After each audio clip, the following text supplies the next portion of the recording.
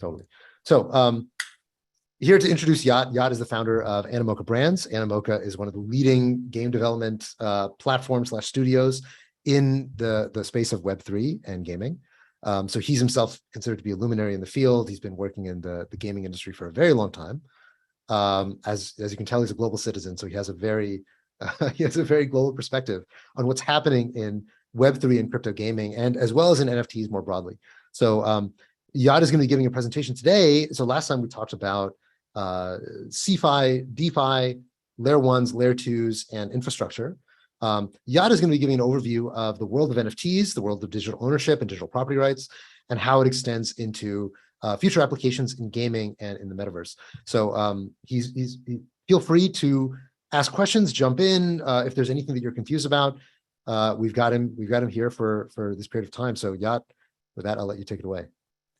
Thank you so much. Great pleasure to be here. And what I'll do is probably go over a set of slides. I know that going through slides can be a little bit dull sometimes, but I'll go over a set of slides just to lay the groundwork.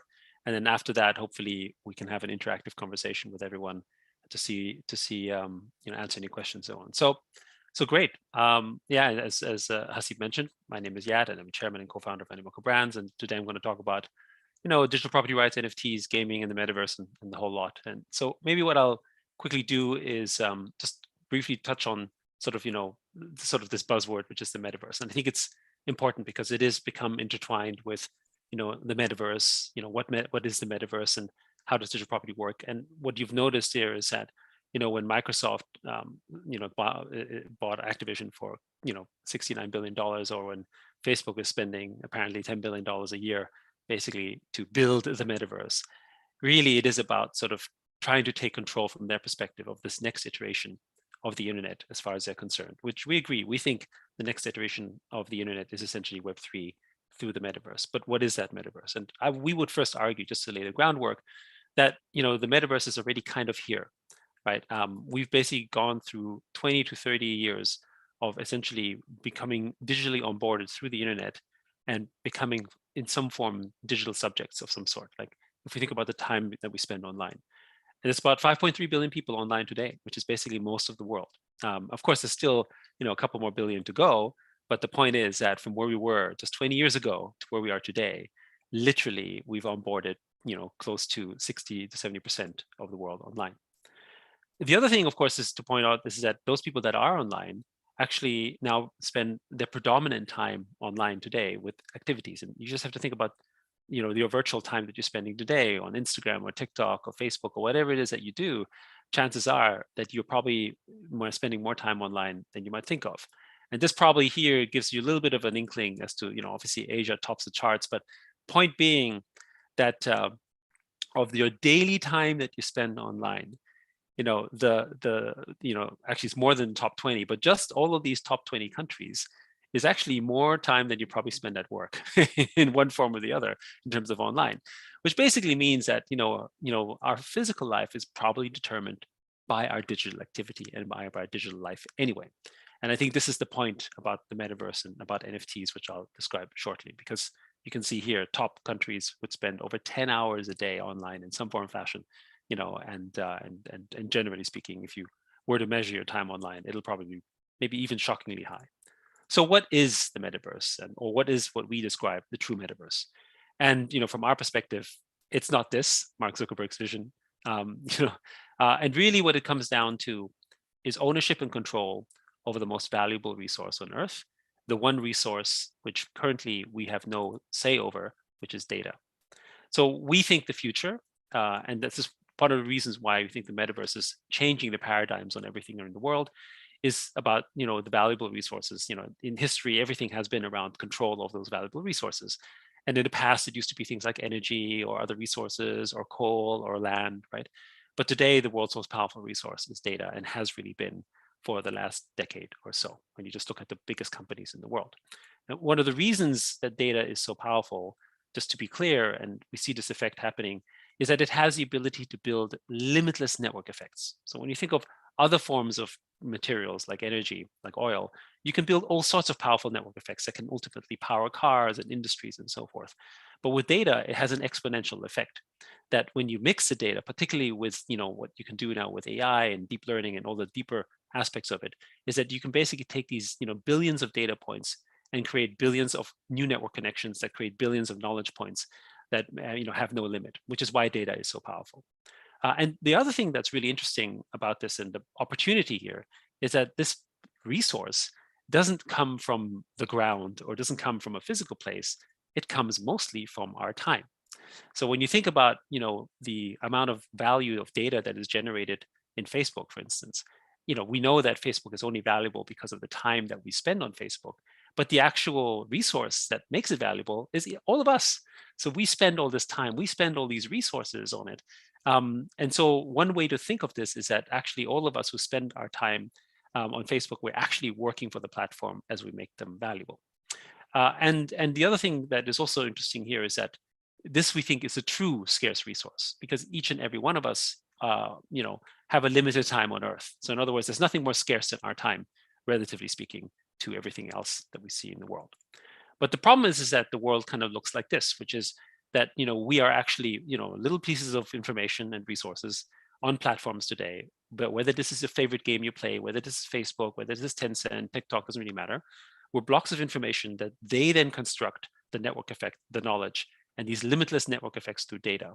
In other words, a platform like Facebook generates knowledge out of our time on a daily basis on billions of users every single day, meaning they know more about us than we know ourselves, but we don't own any of it. And yet, if we stop using Facebook, Facebook has no value.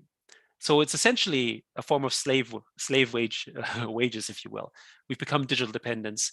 We're digital serfs living in a digital feudal kingdom that is basically run by these empires, whether this is Apple or Microsoft or Google or Facebook or Tencent, you name it. They are the new kingdoms. We're their feudal serfs, and we've been digitally colonized. And I think one of the other problems we have in this case is that, obviously this will continue to create, and we think is a big parallel to global inequity, which we can discuss a little later, but which is also why we think the metaverse is so important. So why then, is non-fungible tokens? Why is this so important for us? Why do we think blockchain is so important here? And let me start, I know you've already talked about blockchain, so let me start about non-fungible tokens, why we think this is so important. And just to outline first the critical aspect of NFTs, you may already know this, but non-fungible tokens are essentially the same technology that enables, through blockchain, things like Bitcoin, except it's non-fungible, meaning it has the ability to be scarce. Now, just to be clear, a lot of conversations has been around, oh, is it like art? It's one of one. Is it unique? It is unique, but it's not to be viewed uniquely as sort of an artificial scarcity. It's unique in the sense that it is something in which you can then imprint your memory on it. So the example we often give is you can think of it as like a wedding ring. Every wedding ring that you buy in Tiffany's is effectively, fungible in a sense from the store. But once you purchase it, you have a way of remembering and knowing that it is your particular wedding ring and has very special meaning to you. And as a result, becomes non-fungible in nature, even though its sort of attributes, its values are exactly the same. And that's how we should be looking at. So yeah, real quick, if I can Yes. jump in, just for folks who don't know the word fungible, Oh, what it sorry. literally means, it might be worth explaining what Yes. the word fungible literally means, because people might not be aware.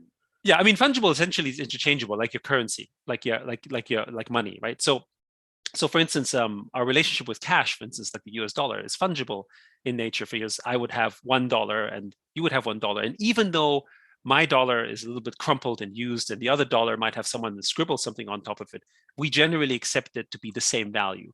And we have no particular attachments to it per se. And so we think of this as very fungible, right? And by the way, this is true for commodities and other things, right? And so Bitcoin or Ethereum would be considered fungible because when I give you my Ethereum and I swap and purchase something, I don't care if it's, number 5,000 or number 10,000. I just care that it's basically, the same unit of value. Whereas with non-fungible tokens, it's, to be viewed as something that is scarce through, the attributes attached to it, maybe, or the serialization, like in collectibles, but ultimately something that is unique to you. And so one way to think of this is that, again, take, for instance, like shoes. Even though we purchase, for instance, the same set of shoes in your family, for some reason, you can always single out which one is your shoe because you've built a relationship with that shoe somehow. And that shoe has become non-fungible to you. But of course, where it's become famous is with art, where people have started to create these, additions, like it's 1 of 1 or 1 of 5, and through serialization has essentially created that quality of more overt scarcity, which is also possible. But again, we don't think the world of non-fungible tokens is going to be ruled entirely by the artificial form of scarcity, but rather by the kind of scarcity that we overlay emotionally on top of it, which we can discuss a little further. But yeah, it's the same way. And just to think of it from the digital perspective, it wasn't possible before to do that digitally, because if I had a digital sword in a game, it was exactly the same sword with the same attributes, and I could never really own it. And therefore, I can't really have a distinction between that's my sword versus that's his sword, because it's all exactly the same sword. But in blockchain, I can know through serialization and through the history that is attached to what the object has done, that it has some memory attached to it. And we do this in the real world as well. My shoe, climbed, Everest, or went to the Himalayas, or, had 3 years of history or something. That's something that, think of it as, we record that in our own living memory, and it means something to us. And now on blockchain, it's something that lives on chain forever. Whether it has value or not is kind of almost irrelevant, but it has meaning to you personally, as you do with many physical objects. And that's really the power here, where we can then imprint digital memory and digital legacy on each of the objects and items that mean something to us, that define us, which I'll go into a bit later. So one question from the audience, just kind of get investigating this concept. Please. Does the idea of being able to fractionalize an NFT kind of defeat the distinction between fungibility and non-fungibility? So I think of fractionalization really as a way to sort of split ownership. I don't think of fractionalization as a mechanism that removes the element of its original scarcity. So if you take the Mona Lisa and you fractionalize it into 1 million pieces, that doesn't change the fact that the Mona Lisa is only one, right? Maybe it has 1 million owners, but that doesn't make the Mona Lisa 1 million times, right? There's still only one Mona Lisa, for instance, right? And in the same way that we look at the Mona Lisa and we know that there was only one ever made by Leonardo da Vinci, because it's on chain, we have absolute certainty that there's only one of those items ever made. So the fractionalization aspect is one that gives you more ownership, more participation, but doesn't change its original scarcity. Now, you could replicate it, you could copy it if you want. And to me, that's no different than a poster, right? Like, the Mona Lisa can be replicated 1 million times. It has, in fact, been replicated a gazillion times, right? And in art, they have this thing called lithographic paintings. And lithographic painting is basically, using the original format where the author or the artist himself authenticates it and says, I give it certification, but they actually didn't draw it, right? So Picasso did this very famously, where, he was very much a businessman, where he was able to commercialize his work, and he would make like 100 prints, and he would say, there's only 100 of them. He didn't actually draw each of the 100 of them. He printed them, and then he signed them. And over time, they became valuable too. And they're not as valuable as the original, which might be worth millions, but it's still worth hundreds of thousands because it has his authentic signature on it, and really, frankly, nothing else, right? And the certification that there's only 100 of them ever. So that's kind of one way in which you could do that. So I think of it the same way.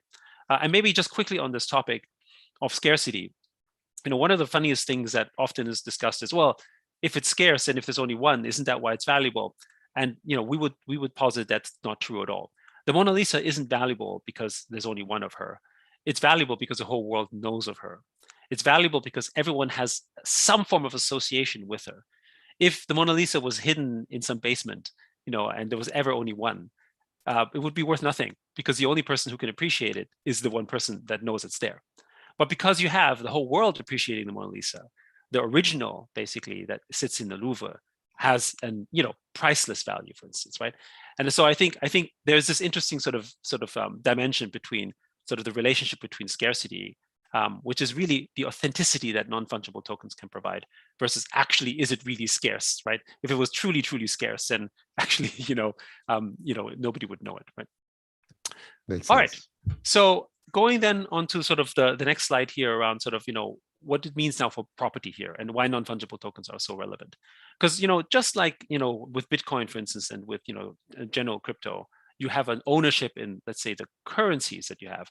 You can now have also ownership in all these digital assets, whether this is art or virtual land, which I'll go into, or other things.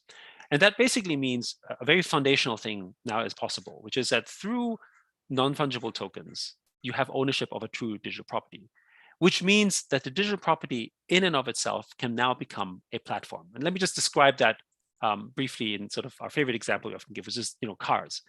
The fact that we have actually ownership of decentralized ownership of physical cars around the world is a reason why in and of itself it become a platform of growth, right? Whether this is not even something that's necessary in the physical or digital, they will function in the same way.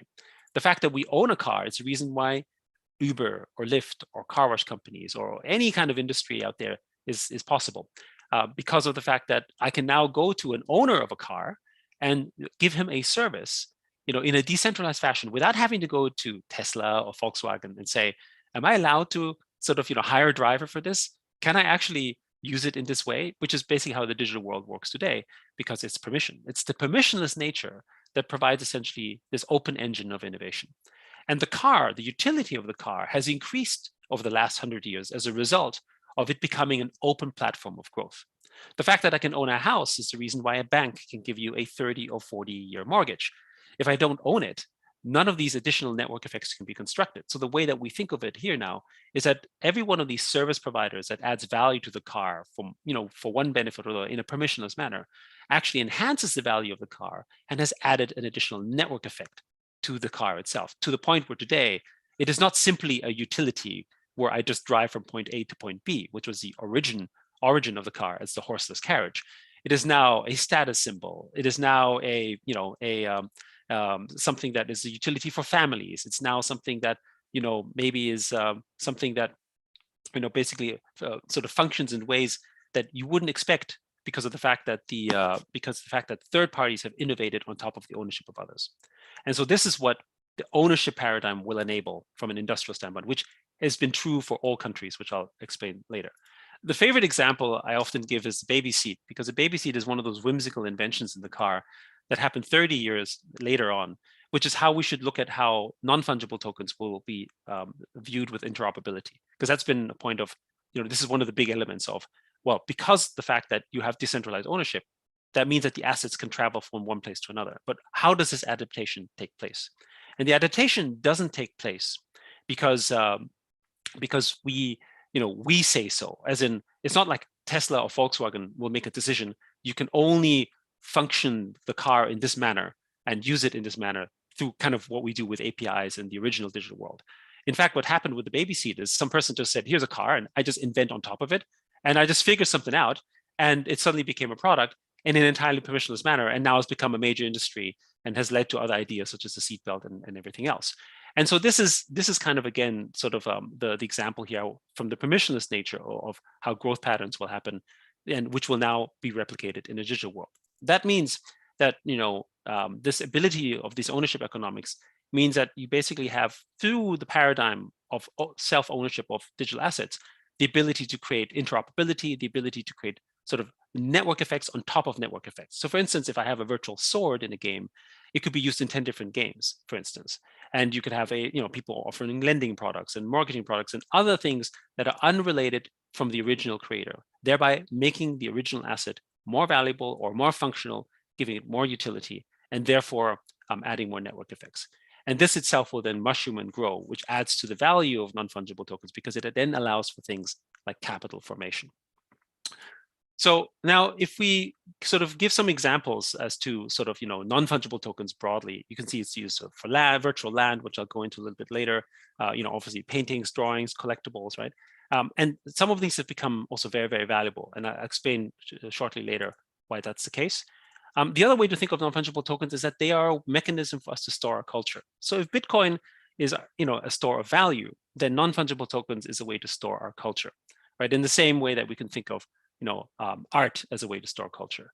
But culture shouldn't be thought of only as something that must be valuable to millions. Culture can also be considered something valuable to only your family, like how a family has tradition, how maybe even within your own small group of people, you have a form of culture that is special to you.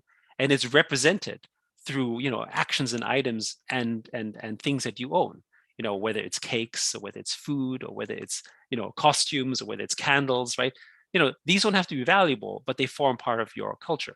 And these cultures start to happen in the virtual world as well. There's forms of gaming culture, right? That basically is very particular for the gaming world. that is now be able to encapsulate there. So non-fungible tokens are a way to consider that. And in human history, actually, these items and assets are actually the way in which we identify ourselves. So the ownership or the ability to own these assets gives us identity, gives us culture, right? Because the idea itself is more powerful, right? And some of these network effects then that come as we'll go into play to earn a little bit, and then I'll go specifically talk about the gaming world. You go into things like people providing loans, and again, it's entirely permissionless, right? One of the sort of famous stories in a game called Axie Infinity, which is a portfolio of ours, is a company called YGG, which is also a portfolio of ours, that ended up providing a basically an Uber-like service on top of an existing blockchain game called Axie Infinity. And its growth didn't happen because Axie Infinity went to the Philippines and decided that it was going to open up a Philippine market as a typical Web2 game company would do. It was YGG, a company based in the Philippines, that had absolutely zero involvement in terms of the operation of Axie Infinity, other than that they knew who they were and they were friends, obviously, and built a new business on top of the ownership of Axies, in the same way that Uber built a business on top of the ownership of decentralized ownership of cars. Right? So this is the sort of ability to construct network effects in sort of unintended ways. Now let's talk a little bit about the industry, which I think is quite relevant here. If you look at, for instance, this chart here, when you take a look at, for instance, where most of the funding has gone, particularly in this year from 2022, even as late as August, the majority of the funding has actually gone into NFTs and gaming, broadly speaking. And this is really interesting. And it's actually been the way, not only for mass adoption for general users in blockchain, but also for money not involved in crypto. In other words, VCs that have nothing to do with crypto have been funding Web3 games generally this year. And that's really interesting because it's another form of bringing people in, where it doesn't come from a DeFi lens, it comes from a gaming lens, which from the perspective of, what might be a better model. In fact, more than sort of 70, maybe even 80% of all gaming funding this year went into Web3 gaming, which is also interesting, meaning that if you're doing a Web3 game, you have basically a much higher probability of raising funds and growing a business than if you were doing a traditional game. This is the gaming industry today as a whole. And Hasib, did you want me to answer some of these questions, or do you want to just continue? No, I'm thinking we'll hold these to the end, and then we'll kind of go back to no problem. Let's do that. Okay, so there's actually the official number today is 3.4 billion gamers, but over 3.2 billion gamers today out of the 5 billion people online, which means the majority of people in the world are playing games. The vast majority of them sitting in Asia. And one of the other interesting things to consider is also actually, the gaming demographic has changed a lot as well. It is no longer the domain of generally just guys, which is perhaps maybe a cliche that a lot of people might have thought was true in the past. The average gamer age is, between women is around 36 years of age, and between men is around 32 years of age. From a culture standpoint, it is something that we engage with and we don't necessarily stop engaging with, right? So we continue playing games as we grow older. And so the number starts to grow from there. And perhaps on the right side, you'll see in terms of why we play, that one of the biggest reasons we play games and are continuing to play games is for social reasons. So we make connections, we make friends, we play with partners, we play with friends, right? They become the reason we're there. So in other words, gaming is not a sort of loner activity. For those of you who all know basically games anyway, it's one of the most engaging social activities that's out there. And so that's the other thing about sort of the future of our engagement, the future of how we socialize happens in the space. The other thing is that when you take a look at the number of hours we spend playing games, and that's one of the main reasons I think that so much money is going into gaming broadly, it's still the only industry that continues to grow, is that, of the vast amount of time that we're spending playing games, one way to look at it is that in America alone, 13 million gamers are effectively full-time working, but not in a game company, but playing a game from an hour standpoint, because they're basically spending, basically full-time work. And roughly 50 million are part-time workers, right? So from an industry standpoint, that is a major economic workforce with one difference. They're actually working, adding value to the network effect that is the game, because after all, when they play in a game, they become participants that other people can compete against, but they never get paid for that. So one example, since I think we have a bunch of young people here, so it's like ladies' night, right? Imagine if you have ladies' night in a bar. You have to give the ladies something for them to go, which is why it's called ladies' night, which then essentially attracts the boys to come in as well. This is an example of or age-old sort of bar example, for instance. Nothing comes free, and so this is the same example here. They provide a service that attracts basically people to play for free, so that the ones who will pay money will come and enter. The problem is that it's a trap, actually, because they don't get paid any real benefits except the social ones, which has a value, but is a minuscule value, comparatively speaking, from what the games industry is making, which is a massive, massive industry. So Yeah. yeah, I think one counterpoint that one might make to the claim you just made is that, okay, sure, it's certainly true that there are some gamers who are net positive to the game environment they're in. I know personally some gamers who I think are probably net negatives to the games that they're in. They're jerks. They yell at people, especially some of the very popular games. People can be very aggro. Is it maybe not true that actually maybe the average gamer is not a positive in the community that they're entering into? Well, I would say that, if you take a look at this statistic, right? And of course, it's always a question of the loudest voices out there. But one example would be that I know, for instance, with Gamergate, much of the criticism has been specifically around male gamers, right? But when you take a look, that essentially almost half of the gamers in the world, in the US, for instance, and actually in Asia, it's actually higher, maybe in some cases, but it's women. You don't have a situation where, and kudos to the women out there, toxic women, basically, they're sort of doing the kind of Gamergate stuff that some of the guys are doing, for instance, or have been sort of infamous in doing. And again, most guys aren't like that. It's just a small, sort of relatively small, but very vocal minority that is out there. But the point being that it is not a large number that is in there. And most of the gamers that are out there have very congenial relationships. They have to still, in order to be accepted in the social environment of why we play, which is all social, have to basically follow certain social norms. That is not to say that some of them are jerks, and that, as we have in the real world, you have people who are jerks too, and who are antisocial or who don't know their protocols. For the most part, when you enter an online game, they behave as they would in the real world because they want to make contact, because they know that to survive in the game, just as they have to survive in the real world, they have to have a certain kind of social decorum. So I think it's the same. It's the same. It's exactly the same. It's a fair answer. All right. So one other thing that I wanted to highlight, and I think this is really important here when we talk about the value of the games, as I had just highlighted, the vast majority of people, spend so much time playing games. But this is, from Zynga's, and they're one of the big game companies, but there's many, the numbers are very similar to others, roughly within range. This is the conversion rate of free players to paid users. It's less than 2%, which means that that's a reason why a game has to have 10 or 20 or 30 million users, because you'll never get to convert a million users. On a million user base, you only have a paying base of tens of thousands of users. That's the traditional, that's been the traditional free-to-play model. And that industry, by the way, powers an almost $200 billion industry today. The conversion. Can you very quickly, can you define free-to-play and how that model works? So the way free-to-play works, and I think most people here who play games would know that chances are that you probably never paid for your game, or amongst your social network of people who play games, probably if you were to sample them, 90% or 95% will have not paid for the games ever. They just play and they have fun, right? They're basically the majority of the users. They're the ones who are playing, add to the network effect, but don't look at anything else. And then there's a small percentage where the core gamers, the ones who sort of, derive most of their sort of, let's call it social value or social pleasure, or, whatever it is that they do in the game, they end up actually paying for the game, and they actually spend a lot in the game.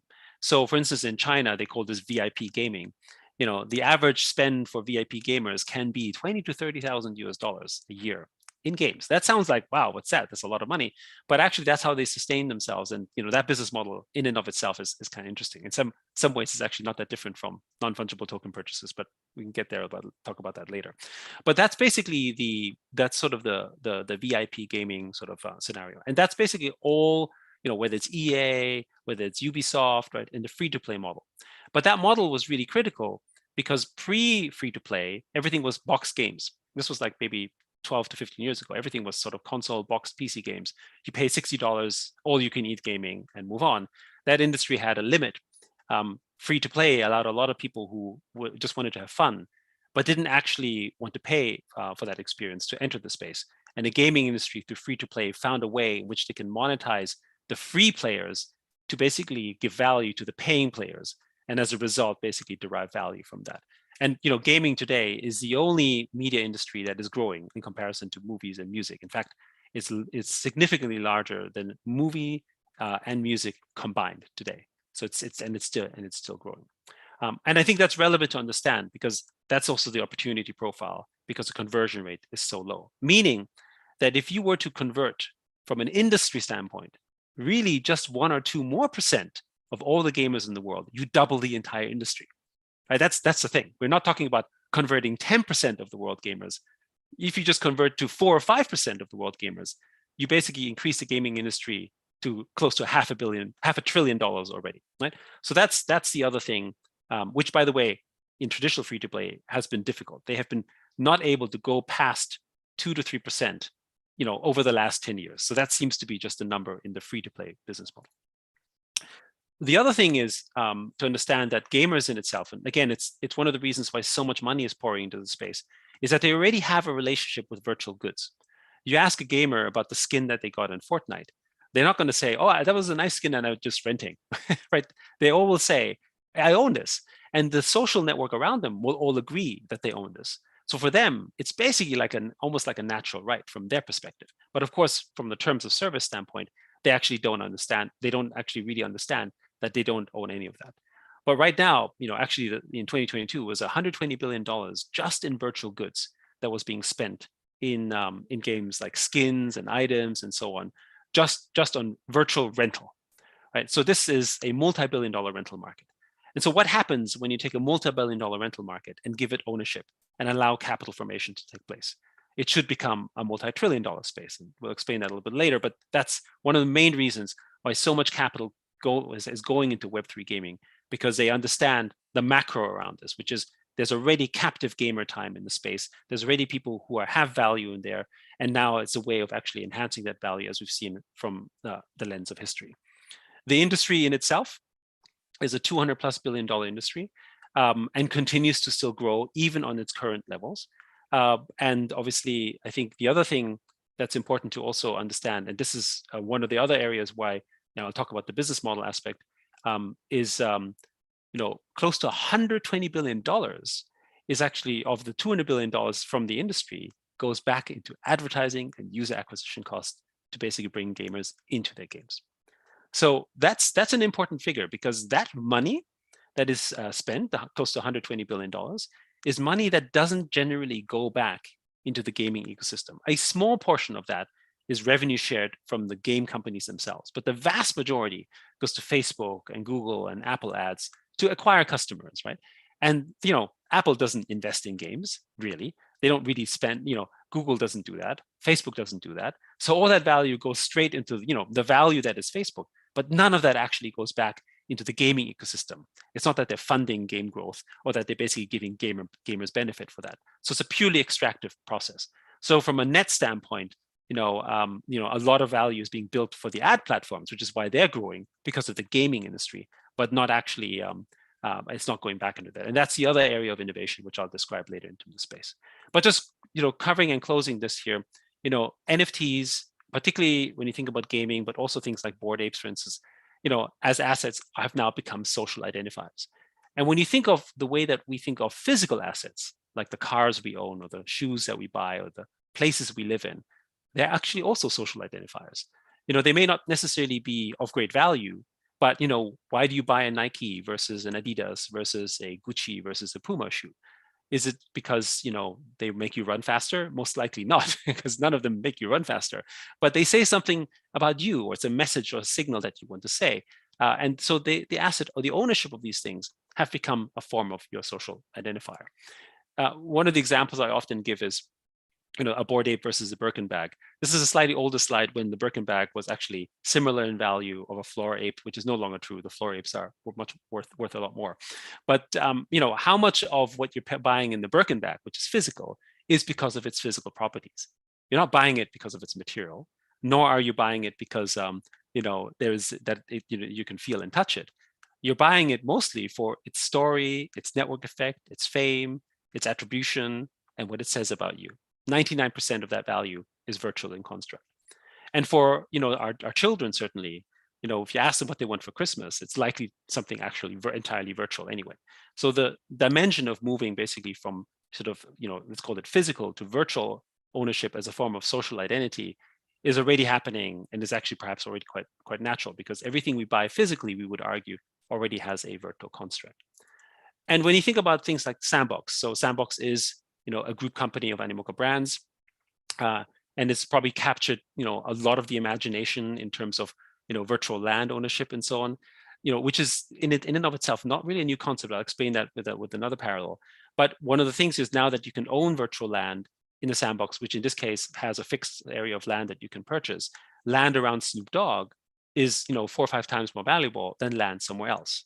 And the typical counterexample is like, well, I mean, you can just travel anywhere with land. It's like, what's the difference between that? Is there actually any scarcity? Does it actually make sense?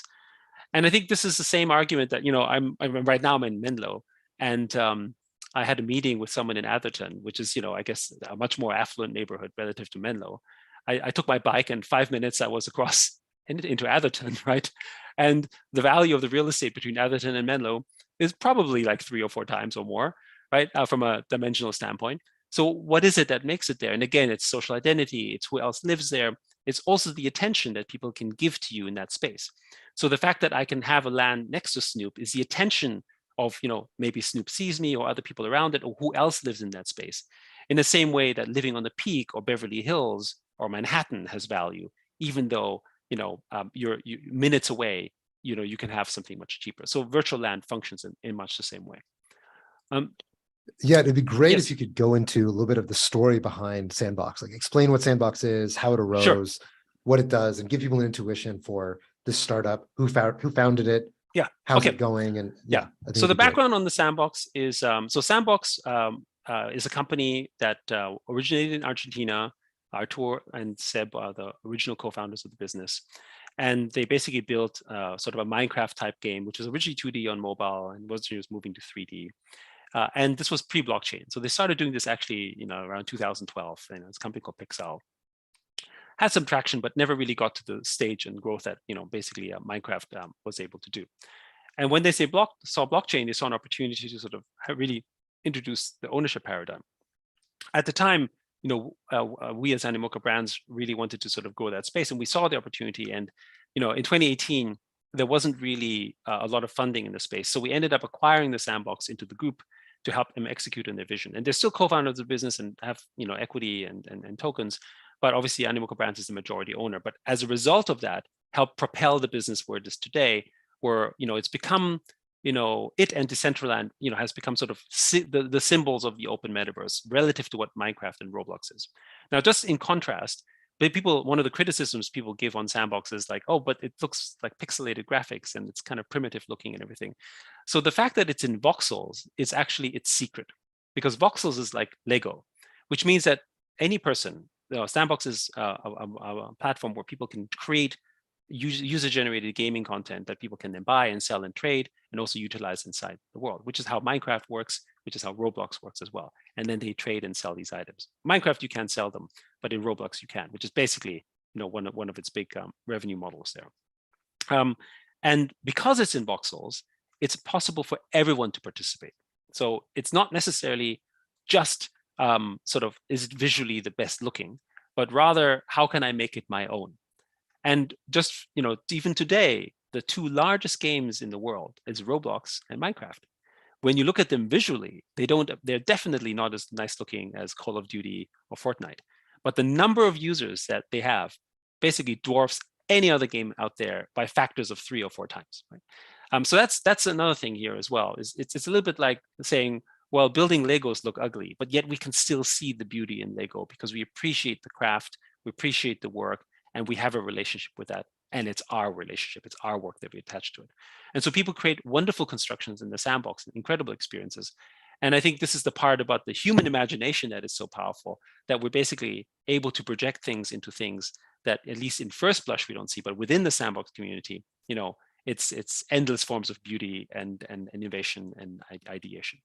And there's, by the way, we don't think that there's only going to be one sandbox or one Decentraland. We do think there's going to be thousands and thousands of these worlds because we view them a little bit like cities.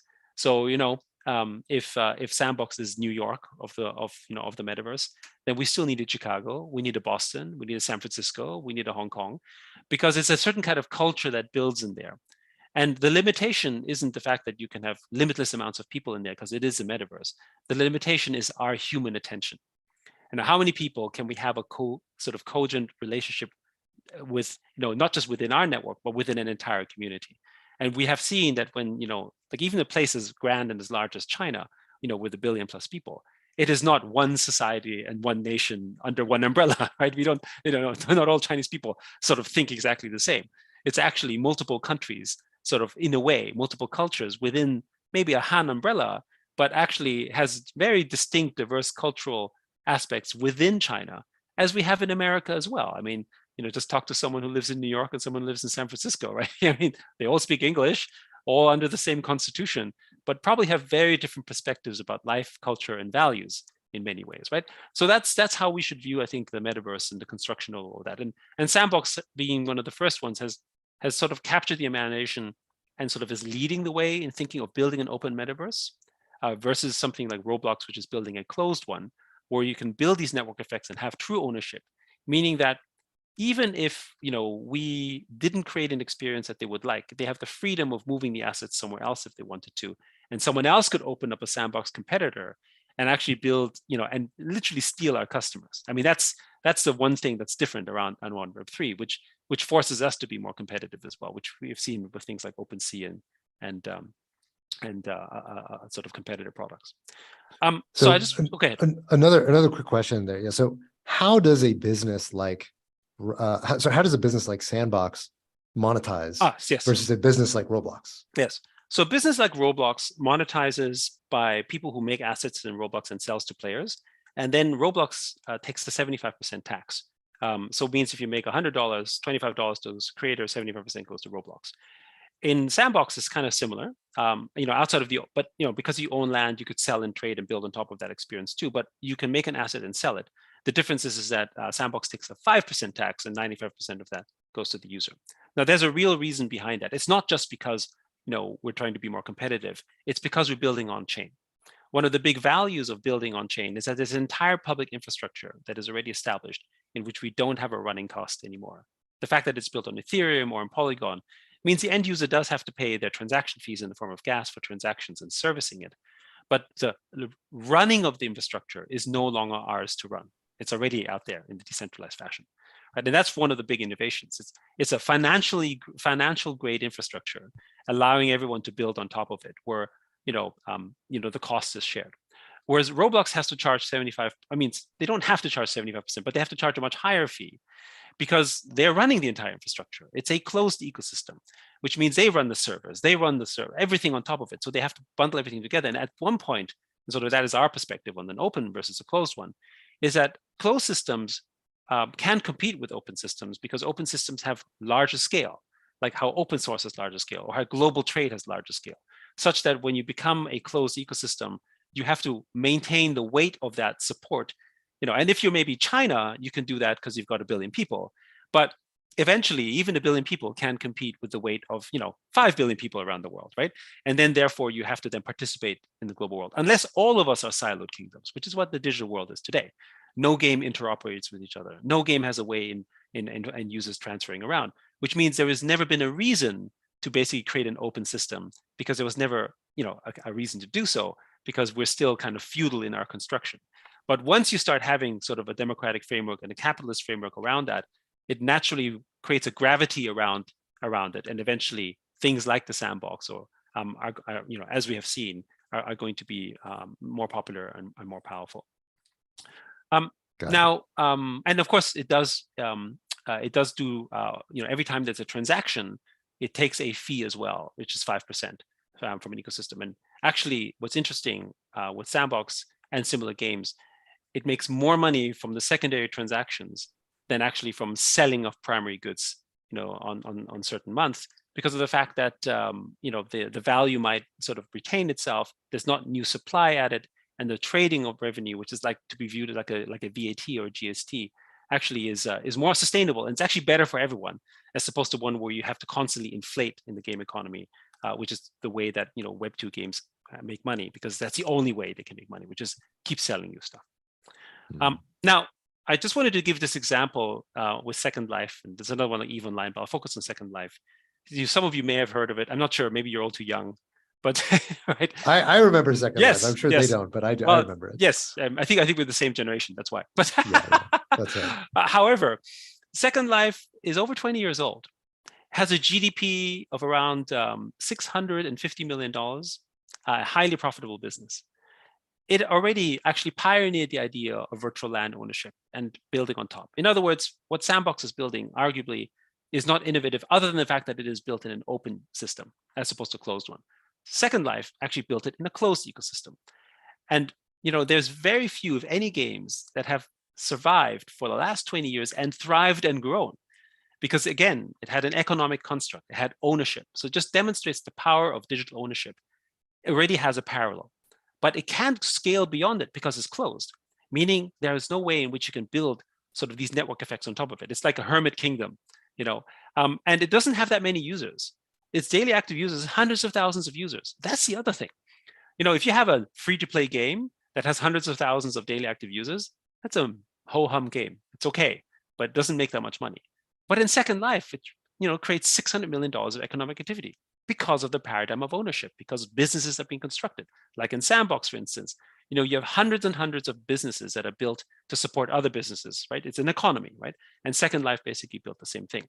And the one thing about blockchain, what blockchain has done and allowed for the mushrooming of these sort of different metaverses and blockchain games, is that the trust factor of ownership, the validation of ownership, is now instant, because I can trust what is on chain. Whereas whereas Second Life or EVE Online, for instance, another example of a similar thing of a space game, needed at least a decade to prove to the market that they're the real thing. You can trust me. I'm not going to mess with the market. I'm not going to dilute your value. So they had to take time to do that. So the benefit of blockchain isn't just, it's on chain. It actually creates a trust system that is immediate, because you at least know that the function of the ownership and the function of the assets has a certain certainty, authenticity, and truth to it, which would normally, you have to build reputation. Whereas with blockchain, you have instant reputation in a sense, right? So that's the innovation as well, which allows it to mushroom faster. If you were to build a new game that was like Second Life, that had ownership, you have to build the trust of the community of users to say, you can trust us buying the assets, because we're going to make sure it's protected and it's going to be a reasonable economy. You don't know that. Whereas if you build something on blockchain, at least you have part of the global Ethereum community and the ecosystem of Ethereum in this case, to show that that you're participating not just in a sort of sole way, but you're actually part of a larger ecosystem if you can demonstrate that. So I want to sort of, I'm almost finished. And just to give this example as a parallel from a nation state perspective, before I go to some game examples, which is, all the countries in the physical sort of traditional world that have low property rights have very low GDPs and very low income. On the extreme side, places like North Korea, but even places like Venezuela, Argentina, whatever, obviously at the lower bottom half, where basically you have, average capita per income at literally just thousands of dollars. Whereas the kind of countries that actually have very high property rights and secure property rights have extremely high GDP per capita and higher economic activities. This is well established already. Can you define what you mean by strong and weak property rights? Okay, so strong property rights means, for instance, if you buy a house in Hong Kong, it's your house and you can't be taken away, right? And there is a judiciary system and there's a law that if someone, even if the government said, I don't think you should have this house, you can challenge it. And that, or if you own property in the United States, for instance, and you have the legal contract, it can't be taken away because, because of the Constitution and because of the legal judiciary system, the property rights are respected and protected, which, by the way, I think many people in the West have taken for granted because they've enjoyed it for such a long period of time. But that's a different topic. The main point being that, because they have that stability, they now have the ability to construct new businesses on top of it. The fact that I can own a house is the reason why a bank can give you a mortgage securely, because they know, this is a stable government that will protect your property rights. So I can put capital towards this. But you can build a business in a place that gives you property rights because you know that it's going to be there for 10, 20 years. So which means you can invest for something that is going to be 10, 20, 30, or 100 years in value. Whereas if you go and build in a place like Somalia or North Korea or whichever, you don't own property, or the property rights can change every 3 to 6 months, then whatever you invest can only have the lens of maximum 3 to 6 months. Otherwise, you're always going to lose and eventually get out of business. So you need that certainty.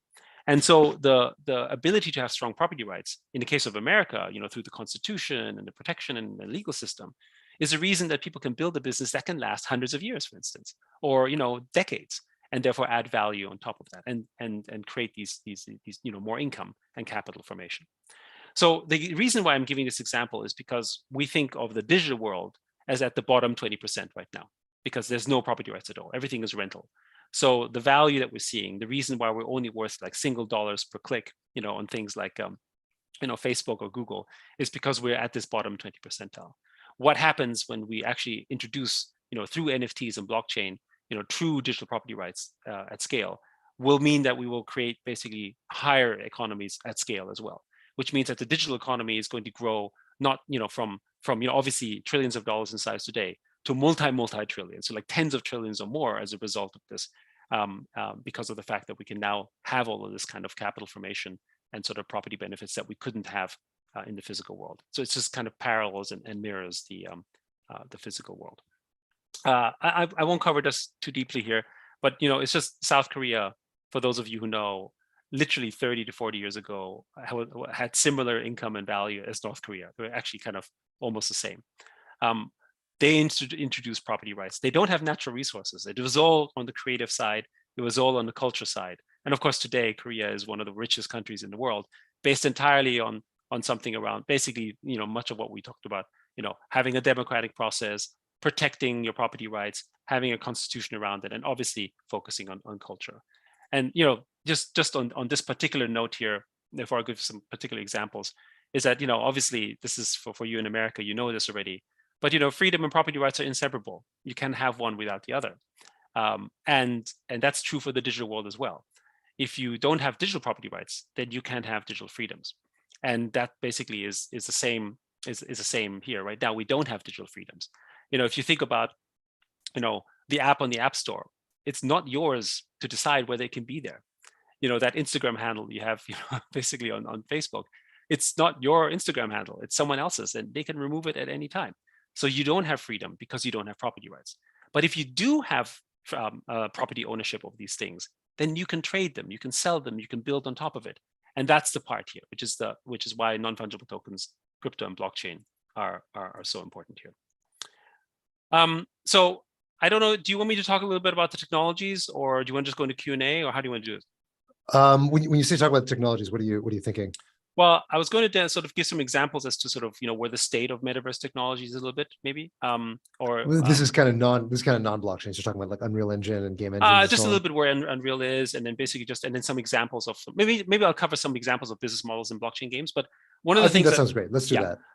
But one of the things that I wanted to just do here, and I'm not sure if you can see this properly, is, and you could look at this online, but if you look at, for instance, what's possible now, one of the big differences around technology in sort of the metaverse right now is that gaming technology has advanced to such a point where essentially we're already at high fidelity. And it's just a matter of time before this experience basically is going to be in, not just the traditional games as they are already, but also in blockchain games. It just takes time to develop and build that.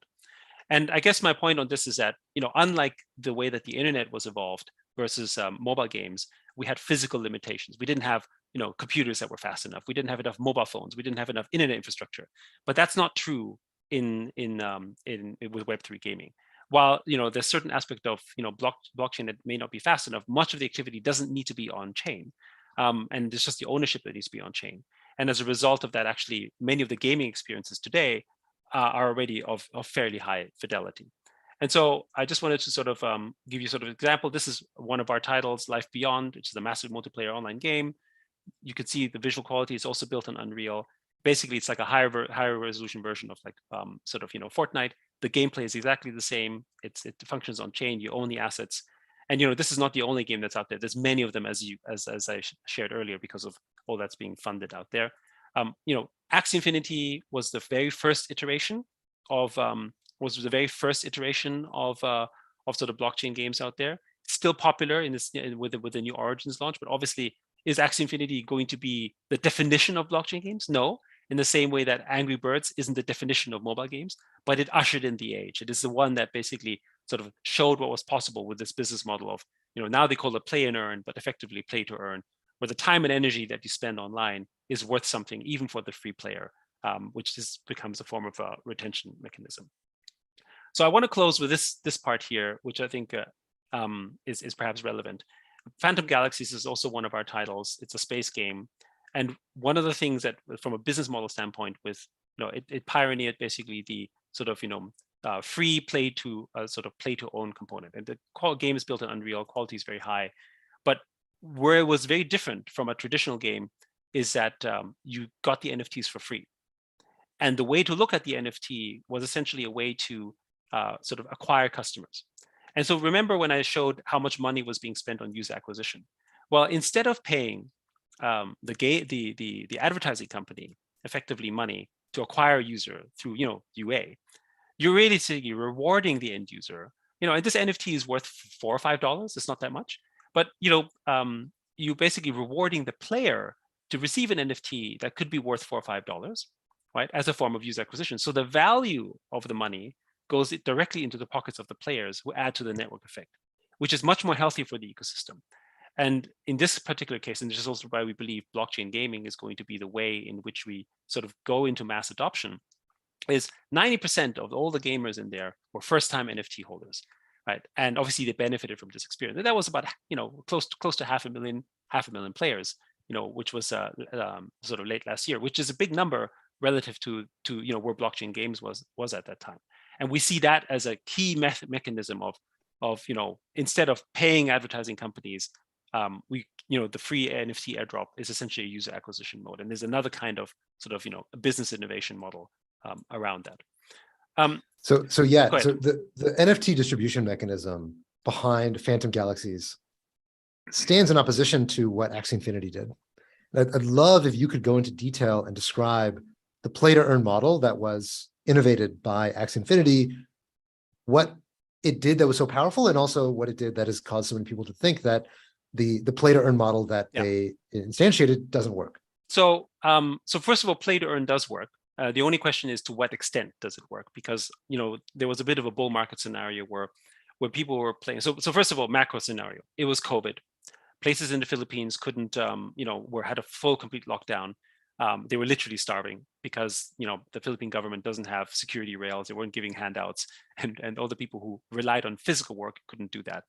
And so, as I had shared earlier, a company called eventually that became YGG actually was more of a social charity. They were like, well, how can we support those people?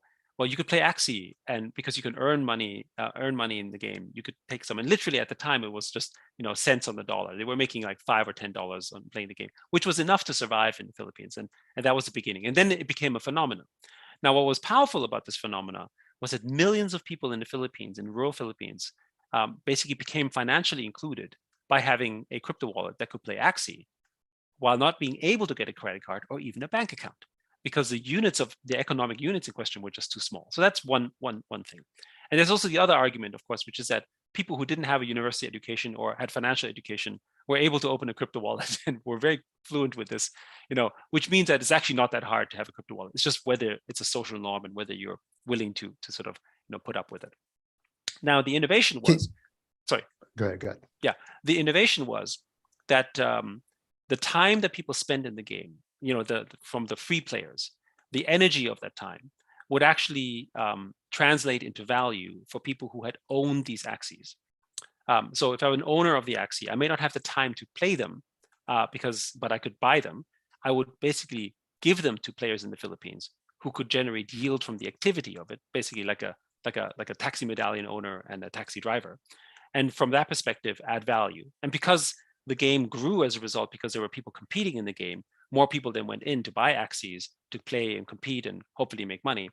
And so that's kind of how that economy grew to where it is still today from a token standpoint worth billions of dollars. But from a economic standpoint, at one point, Axie is still today from a historical standpoint, the fastest growing game in history in terms of revenue, even faster than Pokemon Go. but it has come down quite a bit since then. And the criticism, of course, is that in a game like this, are people only playing because they want to make money and not playing because they want to have fun and enjoy? And I think this is the ratio. There are people in Axie Infinity who are playing because they love the game, but perhaps the majority of gamers, certainly before, were only there to generate yield, right? And what does it do to the health of a game and an ecosystem? The criticism, of course, is that in order to play the game, you have to own the Axie. And people who ended up earning these Axies started to buy them. And when the value of these Axies dropped, suddenly it became, oh, did they just sort of scam the ecosystem, or there's value dropped? And do people in the Philippines who are already sort of at the bottom tier of the income ladder, now have they been taken advantage of? And then there's the other additional criticism around, well, people are working in the Philippines for like $5 or $10 a day to play this game, or maybe even longer periods. Is that sort of a form of slave wages? Is it basically sort of is it really sort of democratizing the space? Is it really better? So there's that's the counter criticism. And Axie Infinity, because it was leading the charge, has very much been on the tail end of what I think is unfair criticism. And I think it's unfair criticism, and I don't say this just because we're early backers and investors in Axie Infinity. Unfair criticism because the people who in the Philippines didn't have a choice anyway. So between a person that makes $0 versus at least $20, it's a better outcome. It's not that the people in the Philippines were like, oh my goodness, I'm being abused. They're not saying that. They're finding, for them, it was a mechanism, a way out, right? So that's one perspective. The other one is obviously there's the macro, which is that people obviously were hurt because the prices have come down. But many of the people who continue to play Axie Infinity are now no longer there just because of money. They're also there because of community, because they've built something there. So SLP became, a currency that could be used for purchases for things inside, places in the villages. And even though its value obviously has clearly come down, it's still of value to the communities there. And what's also changed is that people are no longer just playing Axie, right? They're playing, for instance, 5 or 6 different games. And that, by the way, I don't think is that different from how the gig economy works, where you could be an Uber driver, you could be a tutor, you could basically be sort of doing stuff for Fiverr, right? That's what a lot of people are doing as well, because one particular job doesn't drive enough. So I would say what happened in late November was an anomaly in terms of broad crypto growth and the macro of it. But just like today, as the macro is declining, Axie is not immune to that either, and we're seeing the net effects of that as well. Did that So answer your question? one of the things about play to earn, I think that it's often difficult for people to wrap their heads around. So imagine I make a game, okay, yes. And I make some kind of, let's say I make some farming sim type game, okay. Normally when I make a game, the idea of play to earn is that I am paying people for playing my game. They're earning some income from playing my game. If I make a farming sim, how can I just build the intuition for me? How can I just decide that I'm going to pay my users? It's like I have a farming game, I have these assets in the game. Normally, if I just make the game and I put it on the App Store, no one's getting paid anything, right? Even if I tell them this should be valuable, you should be willing to pay for this, they won't. How do you cause that to happen? Okay, so the first thing to think about is you think of the economic model. So it is about economic design, and the first economic model that you could consider, it's not the only one, is how much money would you spend acquiring customers? Even when you launch a game, or when you launch a movie, or when you launch any product, you got to spend marketing dollars, right? And how much of that marketing dollars goes into the hands of the customers that are supposed to bring it to you versus just broadly somewhere else, right? And that's one of the earliest kinds of innovations that happens here, is that play to earn is a mechanism around that as well, which is that I'm rewarding people for retention to play the game by giving them essentially a reward, but I'm also incentivizing other people to join the ecosystem, and maybe they become your sales force, as it were. So your customer becomes your advocate because they have an interest in it and because they basically want to help grow the ecosystem itself. So instead of spending millions of dollars in marketing on Facebook or Google, would you be spending millions of dollars essentially providing value to the end users? Nothing comes free, right? So it's not just money out of thin air. I mean, it may feel like it because it's like, oh, this token had this value. The reality is that the token received value because the community appreciated, but it wouldn't have gotten there if it didn't actually give value to its community in the first place. And someone had to pay for it, and Axie did pay for that by basically providing basically the initial incentive. The other thing is, when I gave you this example of where 97% of all players don't pay anything, that's still true in sort of blockchain games as well. A lot of people just spending time but not spending money. So they have to use the assets of other people and share that value. But without their time, the game has no value. No network effects are being built with, basically empty, right? You could have the most beautiful shopping mall in the world, but if there's no customers, even just wandering around taking a look, right, then it has zero value, right? And so you need people to come in. And how do shopping malls incentivize people? They run events, they do marketing, they do all sorts of stuff to drive people in. They don't have a definite probability as to, well, are all these customers going to be high value? Are they all going to pay? They don't know, right? But they're trying to bring customers in to build a network so that then value can be constructed on top. That isn't different. The only thing here with blockchain is that it's now transparent. So when you play Call of Duty, Activision makes a lot of money, but you don't know what your time is worth in Call of Duty, right? You don't know that you playing Call of Duty is worth $10, $50, or $1,000, or $5, or nothing for Call of Duty. You just know that you play. But on blockchain, because it's all on chain, you can actually audit the value that you're spending. You can also see what is the general value of the receipt of my time. And then you can create a market. So data becomes a marketplace in itself. And many gamers don't understand that. And as a result, sort of, particularly in the West, which was a slide on, sort of rail against it a little bit because of many other aspects around sort of, anti-capitalism and so on. But actually, really, this so-called financification of your gaming time happens all the time today already. It's just that they don't tell you about it. And that's the reason why gaming is a $200 billion industry. I mean, it's $200 billion. It's bigger than movies, right? And yet somehow we don't think that our gaming time is financified. It's heavily financified, and we see nothing of it. So what play to earn really does, or play and earn, as they say, is just providing you the transparency of that value, and then being able to take that value if you want it. Maybe you reinvest it in the ecosystem. Nobody's asking you to cash out necessarily, but at least And between the choice of knowing or not knowing, you probably want to know at least, because you can use that value to buy more assets in the game. And I think this is the innovation on sort of, again, when we talk about something like Phantom Galaxies, where not only did the NFT drop, which I think is how future game launches will happen as well, the game was then launched and people could try it out and see whether they enjoyed it before they actually would commit further. And just so you know, when that happened, people enjoyed it, played the game. It was a free drop, created some value, obviously. And then we sold the planets and generated $23 million of planet sales in the bear market. So it's not Axie Infinity Billions, but it's a demonstration that this model can work. And I think that's the future of the game industry. And it's also the reason, as I go earlier, so much money is being now poured into the blockchain gaming space, because it's just a more superior model in terms of the traditional gaming model, where you're basically building a game for years and years, and then good luck if it works, and you're really sort of rolling the dice. Got it. I wanted to sort of just cover this part here, because I think particularly for people in the US, there is an anti-NFT segment sentiment, particularly in gaming, but in Asia it's a complete opposite. And I think to me, this is going to define a little bit as to where non-fungible tokens will sort of shine and grow, because unlike the West, where many Western game companies, the big ones particularly, really want to do stuff in NFTs, but their customers won't let them.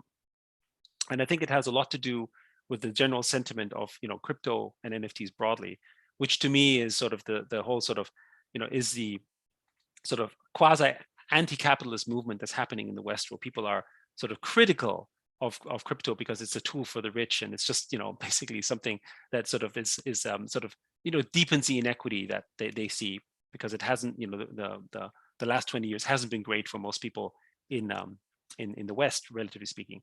But in Asia, it's been different. Most people in our generation still remember a time where we had nothing, right?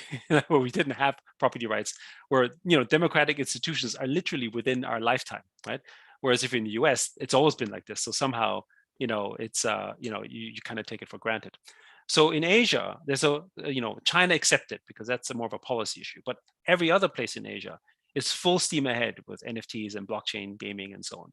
So I think something, at least in the short term, Asia will take a lead in that space, because they're not restricted, not just in terms of the businesses, but also in terms of the users. The users are welcoming, versus in the West, a lot of users are against it for fear of introducing, the same capitalist infrastructure that the physical world has, which they haven't been able to benefit from.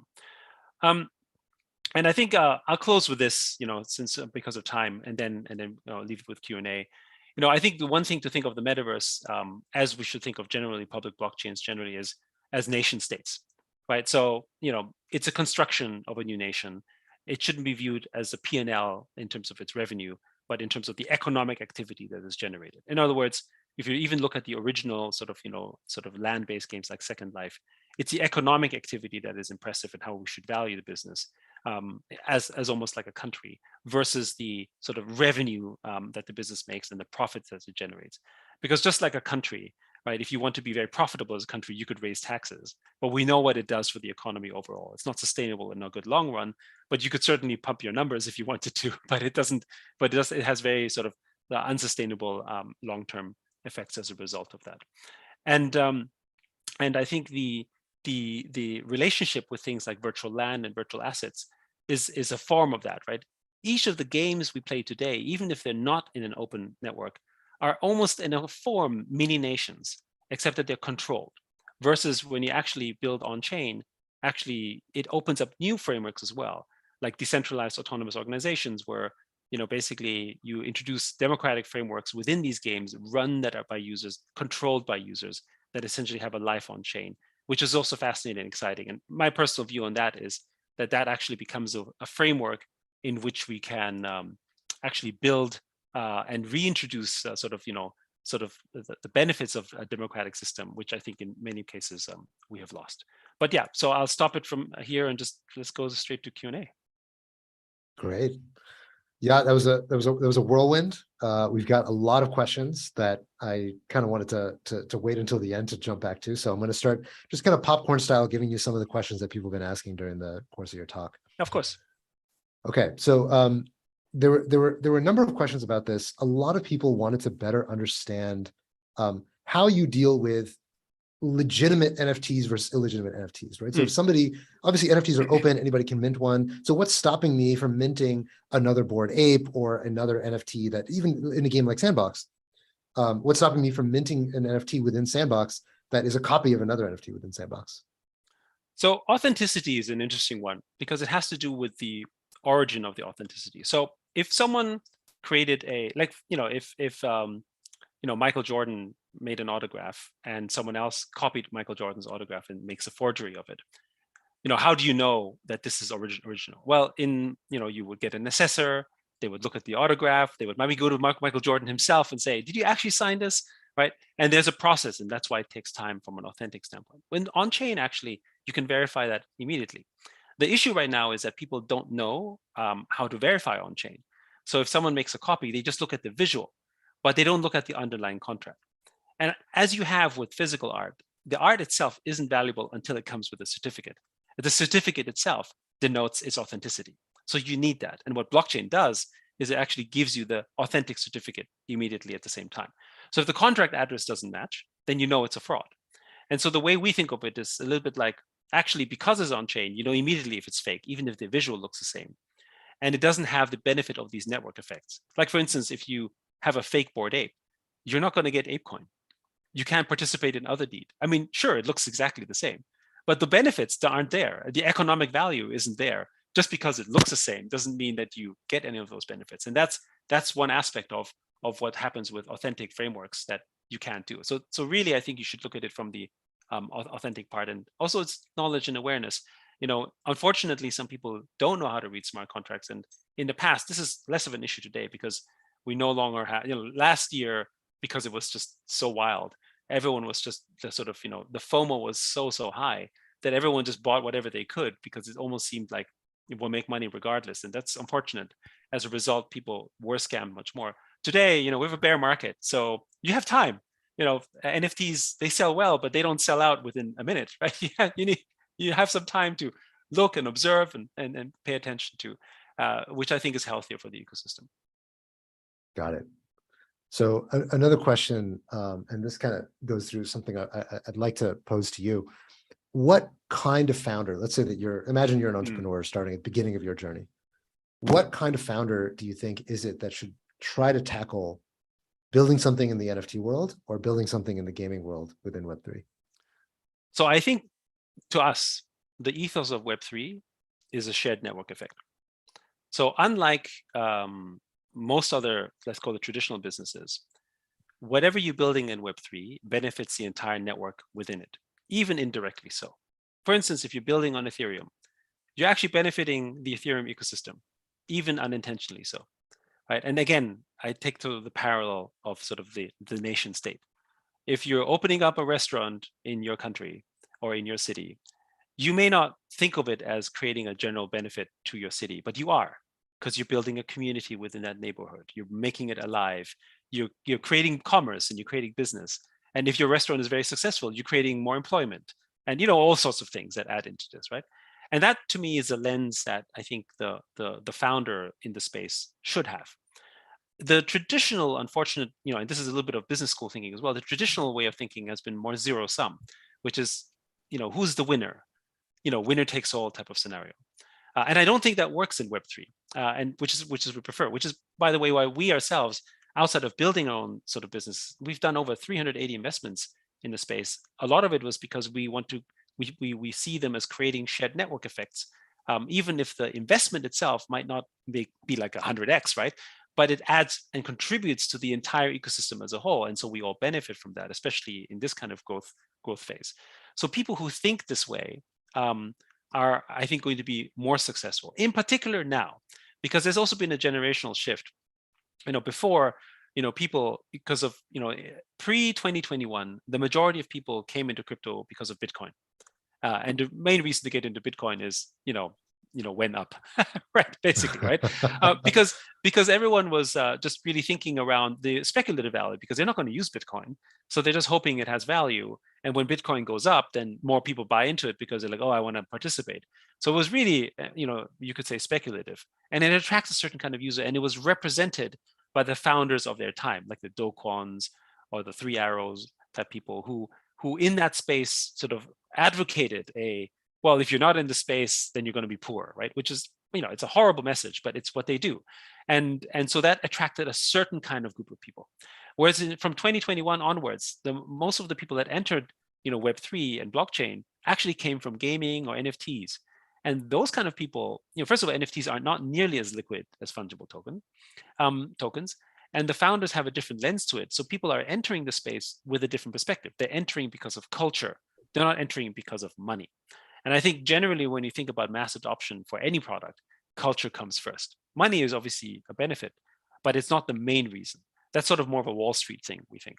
And so I think the founder today that's building in the space has to be more on the culture side, has to be thinking more about shared network effects and broader ecosystem, as opposed to zero-sum thinking. At least that's what we believe.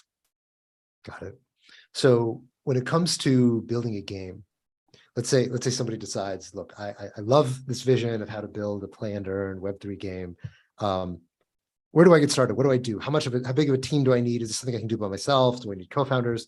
Tell me what's the 101 of what I need to build a Web3 game? So I think with Web3, for a good Web3 gaming team, I think you need a bunch of things. You need someone who does understand Web3 as a culture. So that means, blockchain knowledge is important, because to build open, you understand smart contracts, you need an ecosystem, you need to know how to build those communities.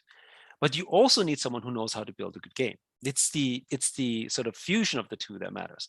And in the first wave of blockchain games, we had a lot of people who were really, really good at blockchain and essentially financification of simple gameplay mechanics, but weren't that good at making good games because that's not their background. But they understood intrinsically that gaming and blockchain fit, but they didn't have the skills to do so. That's changed now, of course, because a lot of the traditional game developers are seeing this as an incredible opportunity and understand its potential, which before they didn't, right? So that's obviously changed, but you need a combination of the two. That's not to say that someone who has no gaming experience couldn't make a great game. They could innovate on that, but it's still a craft, right? It's like asking someone who, to make a movie for the very first time.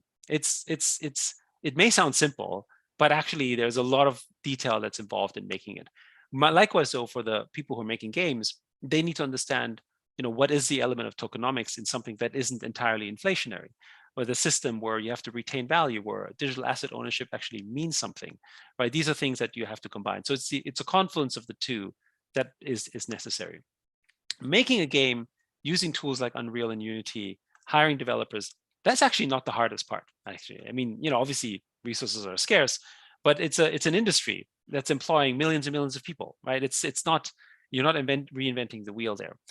So that's not, I don't think that's the hardest part. The hardest part is finding the right chemistry in the team that can put the two together. Because there's unfortunately a lot of Web 2 gaming companies that are building in Web 3, and where we're a little bit skeptical sometimes when they say we're Web 2.5. And by the way, that's a real thing, and there's some real businesses around that. But how much of this? So if you say Web 2.5, then what is 2 and what is 3, right? And for instance, from our perspective, if you're trying to control everything and you're just using the 3 to raise money, then that's not interesting, right?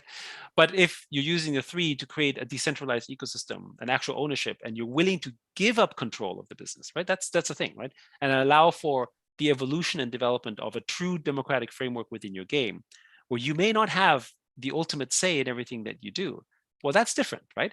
And again, if it takes a kind of thinking. Most game developers have built their games in a very dictatorial manner because they get to decide. They're just like, I go this way, it's my way or the highway. And now you have to build consensus amongst your community, which is, a very different skill. Okay. I think you articulate very well what's going on in the Web3 gaming space and what it takes for a founder to build something of substance in that space. I want to zoom back to the beginning of your talk where you're talking about NFTs more broadly and NFT infrastructure as well. What would you say today are the big unsolved problems still within the world of NFTs more broadly, not specifically within games? Well, I mean, we're early in some of the areas of development, so there's a lot of unsolved problems. I think on a mass adoption side, there's a micro and the macro. The micro is the fact that we've become accustomed to centralized systems, so moving them into decentralized systems is hard, right? Because you suddenly have to be responsible for self-custody. So the answer typically has been, oh, we'll provide you a great custody solution and you don't have to worry about it. And there's always, it's a double-edged sword, right? Because the convenience, more convenient means less decentralization, but eventually do we then fall into a risk where basically that ends up getting controlled by third parties, right? For instance, right?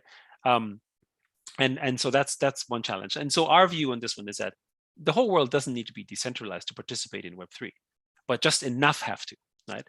So it's a little bit like a democratic system. You don't need every citizen to vote, but you need enough people to vote so that you can defend the framework. So it's the same thing. So that means you have to balance that from an education standpoint, that just like people who vote because they understand the value of a democratic framework, we need to have enough people that basically do self-custody to ensure that decentralization stays alive. So I think that's the challenge right now, because most of the world has been trained to be on centralized platforms and eventually become lazy as a result of that, right? Because that's just what they were told to do, even though it gives them, frankly, less security, especially in these times, to their assets than before. And it's also the reason, by the way, why the kind of countries where it's growing fastest, like Southeast Asia or South America, are the kind of countries where centralized systems have failed them time and time again. Like, basically Argentina, Venezuela, currency, property rights, like these are all out the window. We're like, I'm talking to people there. We have a pretty big office in Argentina where, the price of milk will literally change, basically within days, right? That's how bad inflation is. You can't trust that. So they understand the value of self-custody. But then in other places like America, it's relatively stable. So you don't have to worry about that. And while that's good, it provides a different type of threat. So I think that's one of the challenges. The other one is the chain technology itself, which is that right now, it's good enough to prove ownership in these assets. But if you actually want to do transactions on chain, we have limitations. It's a little bit like, I look at it as database technology 30 years ago. If you wanted to, back then when we collected all this data, we couldn't analyze it because systems weren't fast enough, right? 20, 30 years ago. Today, systems are fast enough to be able to do that. And so I think we're going through an evolution with, basically layer one and sort of layer one type of tech to be able to basically do things on chain, because a new wave of innovation and a new wave of opportunities start to come when all transactions are verifiable on chain for everything. So for instance, when you're playing a game and you're literally playing for something that you might wager or lose or compete or bid on, right now that becomes hard. You can't have a first-person shooter where every activity is on chain. It just wouldn't work, which means that the gameplay itself is off chain, the asset ownership is on chain. That means you're trusting a centralized structure to say, okay, the game finished, I know who the winner is. The referee of the game said, yes, you got it. And so they transferred it over, which means you are still giving custody to a centralized entity that is doing so. And sharding might be that solution, right? Where the referee isn't just one, but maybe 10 as opposed to a million, right? But it's still a mechanism that is still being solved, which I know we'll get there, but it's not something that's solvable today. And it's probably one of the big challenges as well to sort of open up more of the dimensions of opportunities that blockchain gaming could have. Got it. Okay. So one of the questions we have is about some of the trials and tribulations of game development in the Web3 environment. One question asks, how can game developers continually develop a game into the future while also giving up control? It's a mindset, frankly speaking. It's what, if one of the big critics of, when people used to build, well, let me just frame it differently. One of the main critics that people had around DAOs was that, founders need to make fast decisions. They need to be able to sort of, do things quickly. And as a result of that, if they can't, then the product will fail because they've got the vision, they have the direction. Steve Jobs wouldn't be building Apple if he had to listen to everyone and build consensus amongst his community. That's understood. But the world isn't full of Steve Jobses either. And one of the examples I was giving for a similar question was, what is the number of graveyard products that have been developed by people who just built stuff without consensus and just decided this is the better idea and basically weren't able to do it? How many features have been built, in games and products, and even Facebook and big companies of think, what is this? Nobody asked for this, but here it is because some product manager decided that would be a great feature that nobody wanted, right? So there's actually far more of those examples. The benefit of decentralization in a DAO, in a democratic process, from our perspective, isn't that you necessarily get a faster outcome in terms of the decision. You'll never get a faster decision from top down and says, let's just go there. It's that you get to a decision that gives you legitimacy. So if you're going to build something and everyone voted to do it, then you've basically built the support for it before it even gets going. Everyone is anticipating the outcome and is supportive of it. And if it goes wrong, you have a very different outcome. You have a consensus building approach as opposed to one you go, I didn't approve this. I didn't like this. I'm not accountable for this, right? That's the difference. And also the buy-in happens before the product is even built. We're going to build this feature. What do you think? Oh, yes, this is great. Okay, you've got the buy-in, right? And while that process is slower, it actually, would argue, is a better consensus building framework. Now, that's not true for everyone. We're not saying that every product in the world is going to be built this way. But I think a lot of people will benefit from this because it forces us to listen to our customers, which is, by the way, another thing we keep telling founders. Oh, you should always listen to your customer, but then at the same time, just build whatever you want. I mean, which one is it, right? There's a balancing thing. I'm on the council of the ApeCoin ApeCoin Foundation. It's barely 6 months old.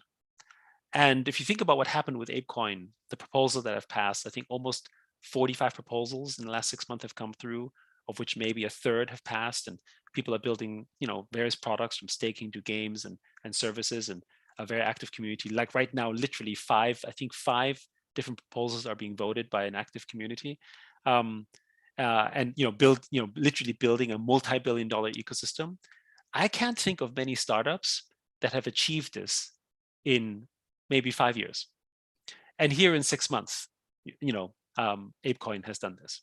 So it's not to say that there's only one right and one wrong. It's to say that a democratic framework does work very well, but it does require the people within the framework to think this way too, which means that you have to be willing, when we came out and and made some proposals when we started, we were heavily under people were criticizing us and saying, oh, like you're just doing this for self-interest, and like we don't trust you and everything, because you like all this type of stuff that happens as well.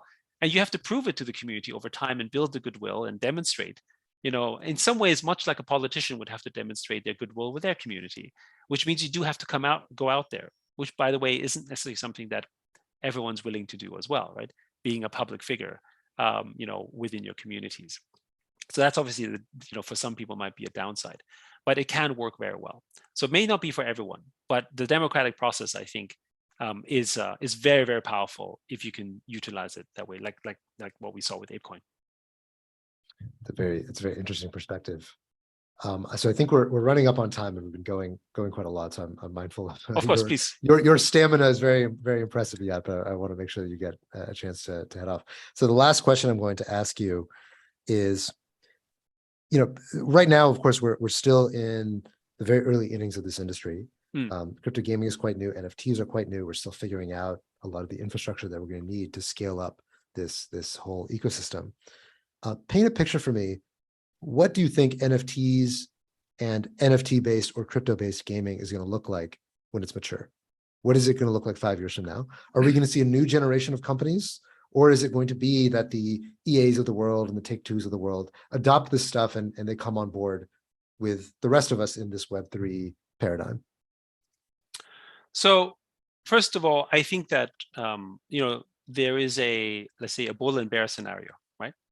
I think for me, and even to me, the bear scenario is pretty good, because maybe, blockchain gaming isn't for everyone. And maybe blockchain gaming, the paradigm of ownership in gaming, is a category like strategy gaming, right? So it's a segment, right, that is meaningful, but it's not going to take over the world, right? So because the entire gaming space, blockchain gaming, is still in the millions of users, and there's 3.2 billion gamers out there, or 3.4 billion, probably moving to 4 billion, within the next couple of years, right? There is a delta, right, still from growth perspective. So until we hit that plateau, we're still just going to be growing regardless of the bull and bear scenario. So there's just going to be overall growth. I think the fund, so for instance, macro, tremendous amount of funding will continue to be in the space. The highest quality founders in big studios have started to jump ship and build in Web3, because digital ownership excites them. And it's not the money, it's the fact that they can do things with digital ownership that you couldn't do before. So that's one. The bull scenario is that we're all going to be basically playing blockchain games in one form or the other, and we won't think of it necessarily as blockchain games. Like how we used to define mobile games back in the day in 2011, 2012, we said, oh, you're playing a mobile game, whereas today you're just playing a game, right? People don't sort of define a particular distinction. There is a difference between a console game and a mobile game, but it's still a game. It's a broad category. And I think blockchain games, in the bull scenario, will be the same. You're playing another kind of game. In this game, you have economic ownership, but there's not going to be a case of, oh, you're specifically playing a blockchain game where you can trade your NFTs or whatever. It's just going to be commonplace, where that's just that's just part of the business model, right? 10 years ago, many people in the West railed against free to play. They said it would pervert the way that gaming economies would be built.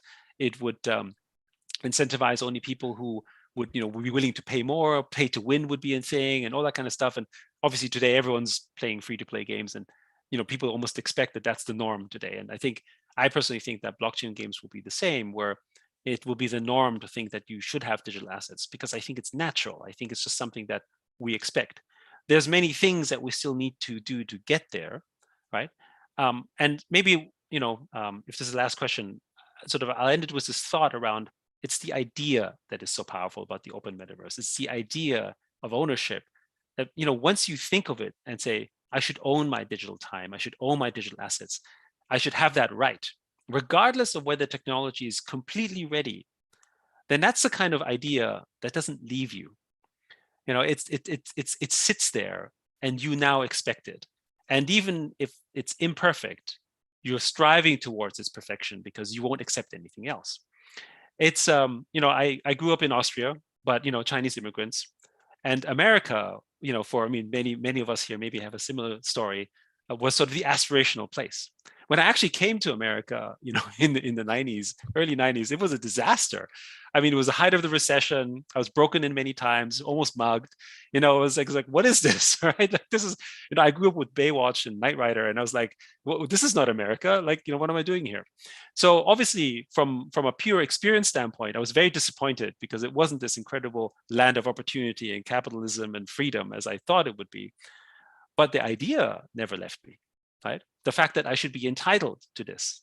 And wherever I now go in the world, I don't want to lose this either. Even if I'm in a place where the freedoms are restricted, I'm thinking to myself, but I should own this. I would not invest in a place where I don't know I have property rights. That idea has never left me as well. And I think this is what the metaverse and NFTs and blockchain games are doing, which is that once you have that idea, you come to accept that this is better for you and it's fairer. That's the other thing. What is fair? What is just? Right? What is natural is that outcome. Whether we are there yet, it could be even 10 years down the road. But I think that's the thing. We're willing to go that way because we want that outcome, not because we sort of want something right now, but because we know it's going to be better for us and because we think it's the fair and right outcome. That was a very, very passionate speech, a very passionate exposition of the value of open economies, of NFTs, yes, and of blockchain gaming. Yeah, I know you're a very busy man. Thank you so much for coming by and sharing your perspective My with, pleasure, absolutely, with us and all the students. With that, I think we'll wrap for the class. So once again, this is Yat. You should follow him on Twitter if you want to learn more about himself or about Animoca. And if you have any other questions about NFTs, NFT gaming, you should reach out to your mentors and your TAs, and we're happy to continue to ask questions as you're thinking about what you want to be working on in your project during the course. So, yeah, it was a pleasure. Thank you so much.